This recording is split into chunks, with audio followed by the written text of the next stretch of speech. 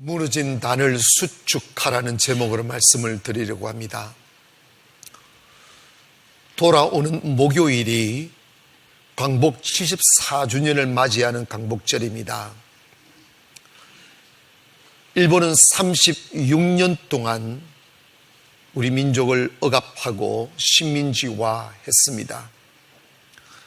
그 기간 동안 수많은 사람들이 고통을 당하고 가정이 깨어지고 꿈 많은 젊은이들이 징용으로 끌려갔습니다. 거기에 대항하여 일어난 교회들이 있었습니다. 목사님들과 성도들이 일본의 폭압이 부정하다고 외치기 시작하니 일본 총독부는 한국교회를 핍박하기 시작했습니다. 교회를 와해시키고 그리고 교회 성도들로 하여금 교회를 떠나게 만들기 위하여 가미다나라는 사당을 만들게 하고 각 가정에 거기에 작은 천황을 상징하는 우상을 만들어 놓고 매일 그 앞에서 절을 하게 강요했습니다. 우상을 섬기지 말라고 가르친 그 목사님들이 이건 우상이니 절할 수 없다고 방귀를 들기 시작했습니다. 그러자 일본 총독부는 일본 순사들을 풀어서 일본 천황 앞에 절하기를 거부하는 목사님들과 교회를 핍박하기 시작했습니다. 그래서 억압을 내어서 목사님들에게 천황 앞에 절을 하는 것은 우상 숭배가 아니고 국민 의례다라고 그렇게 속여서 많은 교회 목사님들과 성도들이 자신들의 신변의 위협에서 자유로워지고 싶어서 그 천황 앞에 절을 하고 그리고 영혼의 양심의 가책에서 벗어나려고 애써 진리 아닌 진리를 진리 삼아 이건 우상 숭배가 아니야 라고 국민 의례야 하며 일본에 강요되어진 절을 하기 시작했습니다. 어느 역사나 어느 단체든 옥석이 있듯이 수많은 목사님들과 성도들이 그 일본 립본도가 두려워서 하나님 버리고 천황 앞에 머리를 숙였습니다. 그러나 주기철 목사님을 위시하여 수많은 이름 모를 깨어있는 목사님들과 성도들은 끝까지 천황 숭배를 거부하고 절하지 않았습니다. 그 이유로 인하여 2,000명이 넘는 기독교인들이 투옥이 되었고 그 과정에서 수많은 고문과 그리고 매맞음이 계속되었습니다. 외정 시대들만 해도 50명이 넘는 사람들이 옥구를 치르다가 죽음을 맞이했습니다. 200여 교회가 불탔고 불타거나 폐쇄되었고 수많은 사람들이 배교하기 시작했습니다. 그리고 그들의 눈물겨운 기도와 희생으로 그리고 하나님의 은혜로 이 민족의 해방이 되어 이제는 세계가 부러워할 만큼 경제적인 부흥을 이루었고 또 교회도 4만 교회에 넘는 교회가 이 땅을 덮고 있습니다. 놀랍게도 기독교 역사에 없었던 신기록이 많아요. 우리나라의 기독교 역사가 130여 년 되지만 세계에서 가장 큰 교회들이 세계에서 가장 큰 순복음이 세계에서 가장 큰 침례교가 세계에서 가장 큰 장로교가 이 작은 땅 대한민국에 있다는 사실을 기억하십니까? 세계 50대 교회 중에 23개가 대한민국에 있고 그리고 기독교 인구가 그렇게 열악했던 그때와 비교해서 보면 일본이 우리나라보다 훨씬 더 복음이 먼저 들어가고 다른 나라도 복음 동남아가 더 먼저 들어갔음에도 불구하고 일본의 기독교 인구는 1%에 불과하고 필리핀은 4%고 대만은 5%고 인도네시아는 9%인데 반해서 지금 우리나라의 기독교 인구는 25%에 육박하고 있습니다. 놀라운 부흥을 가지고 온 것은 사실입니다. 그런데 이 화려한 성장의 뒷면에는 우리가 부인할 수 없는 어둠이 깊게 깔려져 있습니다. 많은 기독교 지도자들이 타락하여 이단으로 바뀌어졌고, 하나님을 섬기고 높여야 될 그들이 자신들의 탐욕의 눈이 어두워 사람들을 속여 자신을 신이라고 말하며 교주가 되어서 이 나라를 더럽히고 기독교를 더럽히는 수많은 이단들이 우죽순처럼 일어나고 있습니다.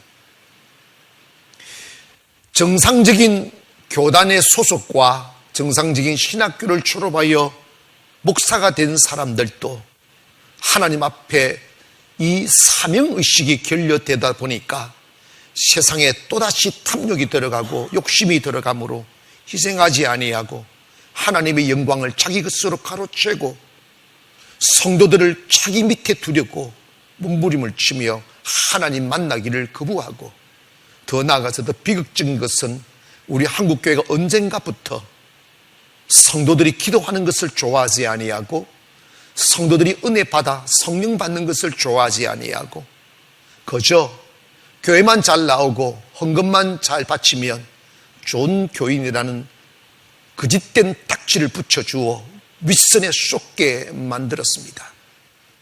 그 결과 교회는 자정 능력을 상실했고, 정상적인 교회라 하지만 하나님의 성령이 사라지니 겉모습은 교회지만 참모습은 교회가 아닌 텅 빈 강정처럼 변해버리니 영적인 만족을 채우지 못하고 허탈한 가슴을 채우려고 이단들에게 유혹당하여 이단들에게 수 없는 성도들이 뺏기고 말았습니다.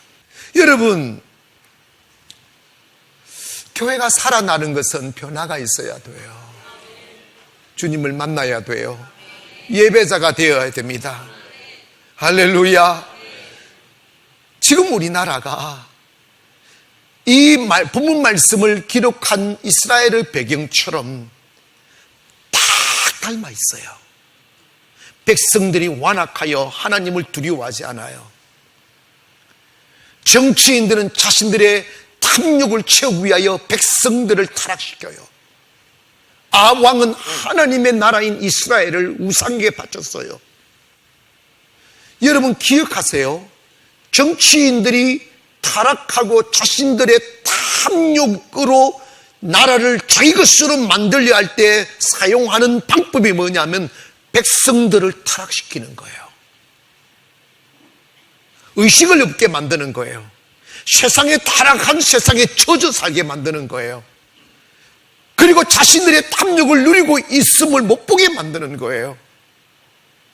아왕이 그랬어요. 하나님을 경외하고 영적으로 깨어나면 자기가 그걸 그렇게 살면 백성들이 그걸 알까봐 그들을 바알 신에게 바치는 거예요.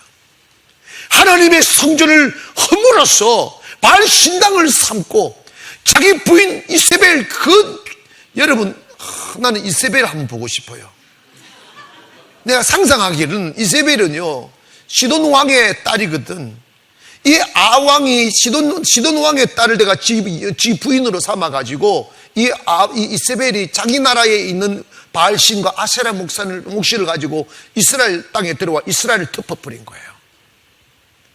얼마나 요염하고 얼마나 강교하고 얼마나 악독하냐면 아왕을 완전히 홀려버렸어요. 지금 우리나라의 모습을 가만히 보세요. 어쩌면 아왕 시절의 이스라엘과 지금 우리나라는 너무 닮아 있어요. 정신적으로 타락해 있어요. 영적으로 타락해 있어요. 지난주에 경기도 의회에서 차별금지법 통성애법을 통과했어요. 야금야금 먹어 들어가요. 이거 뭐냐면 타락한 군주가 백성을 어둠에 취하게 만들어 자신들의 사욕을 취하는 방법 중에 최고 좋은 방법이에요. 타락하게, 정신적으로 영적으로 타락하게 만드는 거예요. 그리고 은근히 교회를 억압하기 시작하는 거예요. 결과 지금 우리나라가 무너지고 있잖아요. 그 원인이 뭐냐면 하나님의 제단이 무너졌기 때문입니다. 하나님을 외치던 선지자들이 영적 타락과 방종으로 인해서 바알신의 선지자가 되어버린 거예요.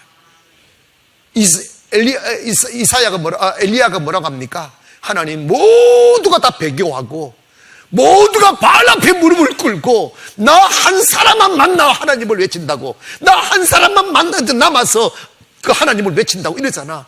그랬더니 아니다니까. 하나님이 바알에게 무릎 꿇지 않는 그루터기가 있다고 말합니다. 이 땅에도 하나님을 경외하는 사람이 곳곳에 있음을 믿기를 원하고, 또 여러분이 그 사람이 되기를 원하며, 교회가 무너지면 나라가 무너지더라는 거예요. 아멘 합시다. 예배가 무너지니 나라가 무너지더라는 거예요. 그러면 우리가 총과 칼로서 이 악한 세력과 싸울 것이 아니라 우리가 하나님 앞에 돌아가고 기도하고 예배하고 다시 거룩해지면 하나님은 우리 보고 나라를 다시 세워주실 줄 믿고, 하나님이 누구를 지도로 살 건 하나님의 손에 달렸다니까. 그래서 오늘 본문 말씀에 그 중요한 게 뭐냐면, 네 나라를 세우려면 첫째로 무너진 여호와의 단을 수축하라는 거야.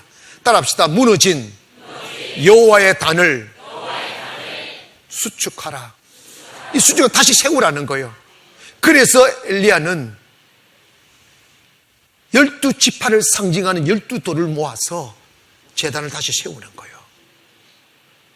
여러분, 오늘 이 나라가 다시 살고 교회가 다시 회복을 가려면 하나님의 성전을 세워야 돼요. 아멘 합시다.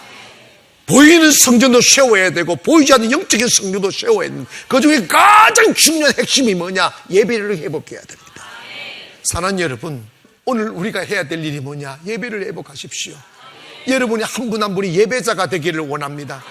저녁에 딱히 특별한 국가가 부르는 날이 없으면 그냥 오세요. 오셔서 주님이 부르시면 앞에 와서 주님 나 왔습니다. 그것이 나라를 살리는 길이고 가정을 잘 되는 길이고, 제가 그 예배자의 삶을 살아보니까 너무너무 은혜고 축복이고 매일 기적이잖아. 아멘. 옆에 분들을 인사하십시다. 예배자로 살아갑시다.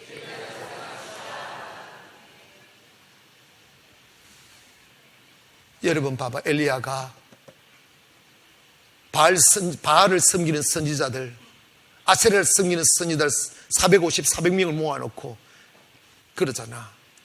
불을 내리는 신이 참 신이다.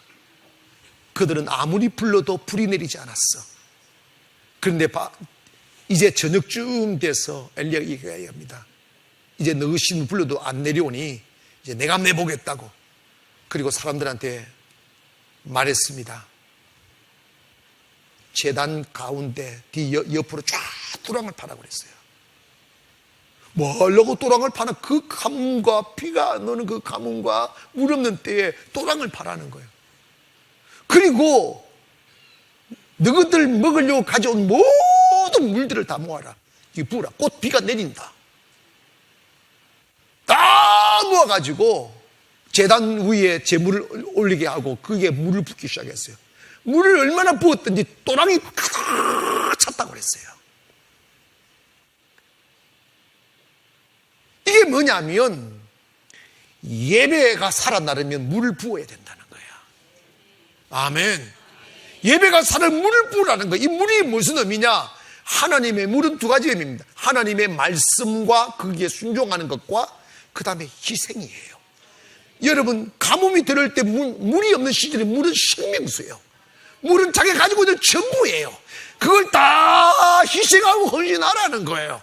사랑하는 성도 여러분이요, 오늘 예배는 순종과 희생입니다. 오늘 여러분이 희생하며 사는 걸 믿기를 원합니다. 제가 가난을 여러분이 개척하고 난 뒤에 주님이 희생을 얼마나 강조했지 몰라요. 희생했어요. 안 죽더라. 하나님이 갑절로 축복해 주고 있습니다. 오늘 여러분, 하늘에서 불이 내려서 다 핥았습니다. 그리고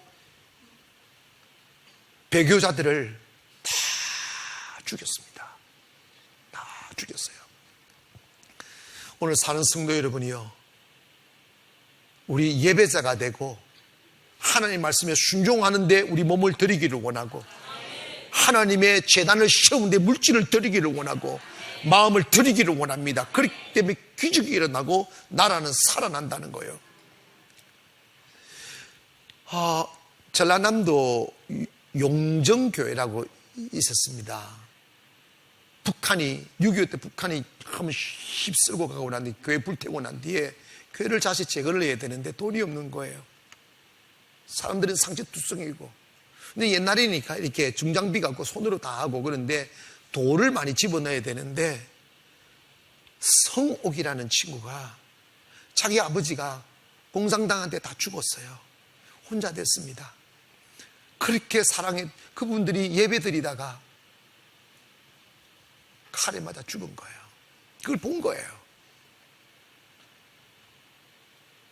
나는 예수 믿다가 주님을 부인하지 않다가 천국 간 우리 어머니 아버지를 기억하면서 사람들이 이렇게 저렇게 막 헌신을 하기 시작하는 거예요. 그래서 너무 부족하지 않겠어요?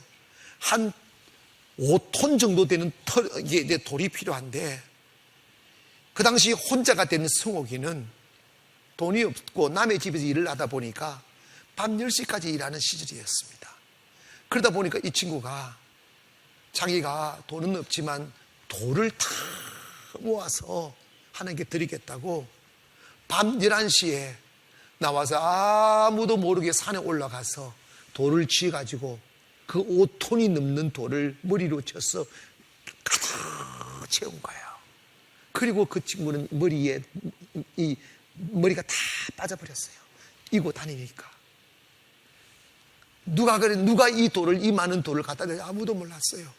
다 잠자는 시간, 늦은 밤에 그 돌을 날렸습니다. 성전을 세우려고. 그리고 그 용정교회가 생겨났습니다. 그리고 하나님의 은혜가 임했습니다. 사랑하는 성도 여러분, 하나님의 교회, 하나님의 성전은 사랑입니다. 정성입니다. 희생입니다. 그 사람을 축복합니다. 오늘 저와 여러분이 그 정신으로 살기를 주의 이름으로 축원하고, 마지막으로 엘리야에게 주님이 말씀하신 게 뭐냐면 제단의 기도의 불을 끄지 말라는 거예요. 따라합시다. 제단의 기도의 불을 끄지 말자. 열왕기상 18장 36절 이하에 보면 이런 말씀이 있어요. 저녁 소재 드릴 때에 이르러 선지자 엘리야가 나아가서 말하되, 아브람과 이삭과 이스라엘의 하나님 여호와여, 주께서 이스라엘 중에서 하나님이 되신과 내가 주의 종이 된 내가 주의 말씀대로 이 모든 일을 행하는 것을 오늘날 알게 하옵소서. 여호와여, 내게 응답하소서. 내게 응답하소서. 이 백성으로 주 여호와는 하나님이신 것과 주는 저희의 마음으로 돌이키게 하시는 것을 알게 하옵소서 하며, 이에 여호와의 불이 내려서 번제물과 나무와 돌과 흙을 태우고 또 도랑의 물을 핥은지라고 했습니다. 여러분 보세요. 엘리야는 제단을 쌓고 기도했습니다. 하나님의 약속, 아브람과 이삭과 이스라엘의 하나님이여, 언약의 하나님, 오늘 여러분 기도를 하실 때 언약을 믿고 기도하기를 원합니다.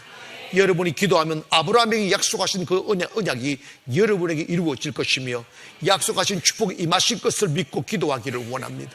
사랑하는 여러분, 기도는 사람을 모으는 게 아니고 주님과의 단둘이 교제하는 거예요.